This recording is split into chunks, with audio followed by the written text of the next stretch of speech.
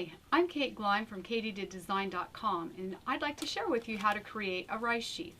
This method can be used for any type of grass that you choose, and you can kind of see an array of them here. We've got some dyed millets in colors, the rice that we're going to work with today, and some of the beautiful triticum wheat with the black beard on it. So any kind of grass, it needs to be about this length. It can be longer. You can make these sheaths as large as you want. The size after you're going to need to have another person working with you depends on how large your hand is, which you'll see when we tie it. So to begin with, you're going to take a bunch. This is how it comes, generally speaking, in a plastic sheath. And to do the standard sheath that we used in our demonstration, we used 2 bunches. So you're going to take and unbind it, of course, to start with. And you're going to find that there's a lot of this loose stuff mixed in with it. And you want to just kind of run your hands through it and get rid of all that extra foliage that comes with it. It's not too hard on the hands. If you're doing a lot, it gets to be a little bit old, but it definitely has a bit of a bite. So you might wear just some real thin cotton gloves. I love to wear fox gloves. They're my favorite ones because they're nice and thin and you can still feel the materials when you work with it. So you're going to just kind of run your fingers through there and comb out all that loose stuff until it's clean. And I've got that all ready to go here, so we can begin. To start with, your first bunch you're going to take and use it whole just as you cleaned it up. And you're going to hold it in your left hand if you're right-handed, and obviously the opposite way for left-handed people. The one thing you have to do is you have to put the pieces in the same way every time. So you're going to decide, you'll figure this out after you've created a few of them, which is the easiest way to do it. But I like to take and twist them counterclockwise, like so. And that twist is what makes them go at an angle so that they will then splay out and you get this nice full top on them versus being very straight up and down like so. So we're just taking and twisting that bunch, keeping those stems pretty much the same length on the bottom. If you've got any pieces that are sticking out too far, you can kind of push them down in there. I like them kind of loose and random. It's easier for one thing, but I like the look of that a little bit less formal than, say, the way it's done when it's done with the sheath wheat here. So we've got the beginning set here. You're now going to take these bunches. I've taken one more bunch this size and I've divided it up into 5 sections that you can see here. And this is where it gets to be a little bit more difficult. You're going to take, going the same direction that you twisted it, you're going to put that whole bunch in there like so. So now it follows that same line. So take your next bunch and we're going to take, you can see this bunch went here, the stem is going beside it with these heads beside the last one we put in. And then we're going to take the next bunch and put it in like so, so that it's next to that one. And you can see this is coming around to this side. These are still your center ones from the middle. We can finish off with these last 2, like so.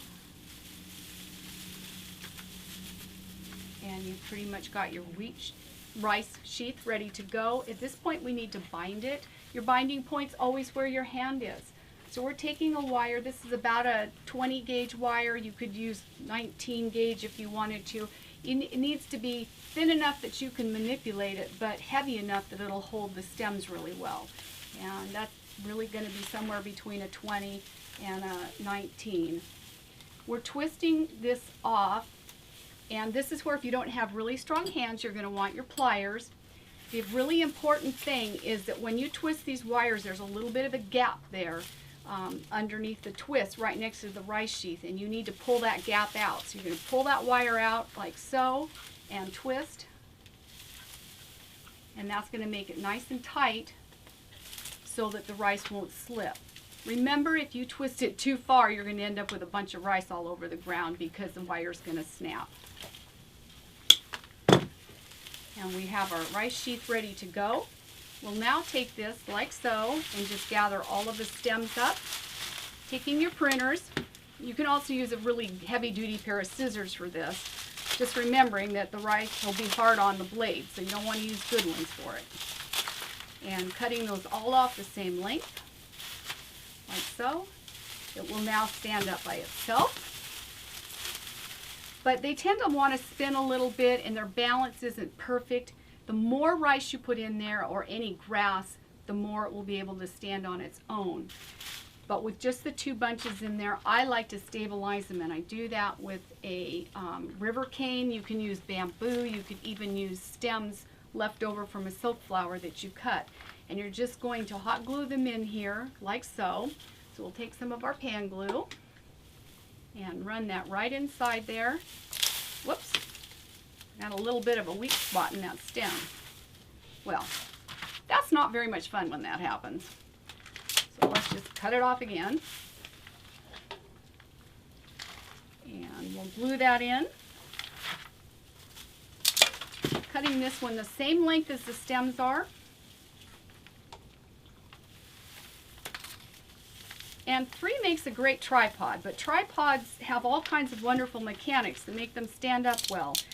And something like this is far better to put 4 legs in so that you have a nice stable base for them rather than the 3. So I'm equally spacing these in the bottom, 1, 2, 3. And we've got 1 more to go in here. And I'm using pan glue. You could also use glue gun glue if you wanted to. Well, this is not a very good branch. I always tell my classes I get 1 failure a year. Well, we're not going to have a failure here, but we're certainly having our little complications to deal with. And we can cut that off. And then just kind of set it down like that and make sure that all of those legs are touching the base, and your rice sheath is ready to decorate.